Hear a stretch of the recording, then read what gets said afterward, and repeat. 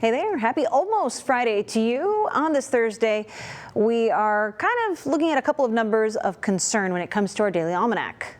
The first one, you probably felt it outside. We're still warm. No sign of fall weather just yet. I can explain why it's going to be a while until we see it, but it may just be a few weeks away. We'll talk about what that looks like in the extended outlook. But in terms of rainfall, this is where we're really in a pinch here. Our yearly deficit for rainfall has now grown more than 10 inches behind on rain for the year. At this point, we've only picked up about half the rain we usually see in an entire year, and it's October. We have less than 90 days to complete 2025, and we're this far behind. So going into the dry season is only going to make that worse, unfortunately. But we'll talk about the opportunities for any rain coming down the pipeline in just a few. Let's talk about what's happening outside right now. Temperatures are feeling nice because there's not much humidity out there. So our feels like temperature, or the temperature that's apparent to your body when you step outside because of the humidity, isn't far off from what it is. We especially look to the coast on this because you're right by the water. That's the source, right? So we're in the 80s. We're feeling like the 80s. And tonight, as those temperatures come down, they'll be pretty comfortable yet again. We're looking at dew point temperatures right now that are in the 50s and 60s. This is a good measure of how much water is in the air around us, or in this case, really isn't in the air around us. And we're not feeling the air you can wear. That would be those oppressive 70s. We're generally comfortable for our inland neighbors that are getting less of that humid influence from the onshore wind. So if you're heading for a dog walk tonight, it should be a good one. Our dog walking forecast start today is Max. This little pup looks like he's ready to go, but we're gonna have to maybe take a longer route tonight to really enjoy the temperatures out there. We're looking good as we once again sink down into the middle 70s around midnight.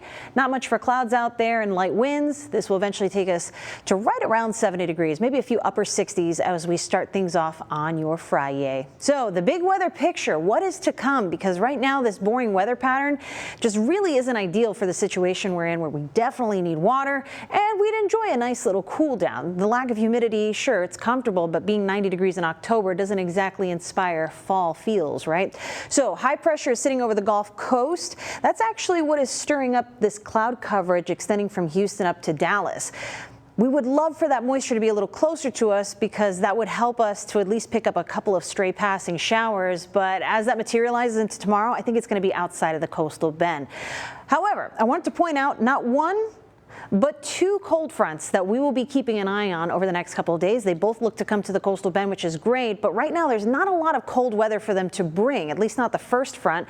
Looking at the Pacific Northwest, we have some fairly mild temperatures, even by their standards. Cold by Texas standards, but being in the 40s, 60s for out in the Pacific Northwest is not very cold. By the time that air gets here, it warms up and it doesn't really do a whole lot to put a smile on your jack-o'-lantern. So talking about the second front, by then we could see some cooler air coming to us, but again, it's early in the season. Don't get your hopes up. We're still going to be feeling like summer here as we wrap up October. But as far as rain chances, there's a glimmer of hope Friday morning. I think that's mainly going to be for our northern neighborhoods, and then hopefully this changes as we head on into the middle of next week. Thursday and Friday look to be better opportunities for some scattered showers, but it's still far out in the forecast to be certain, so we're going to keep an eye on it.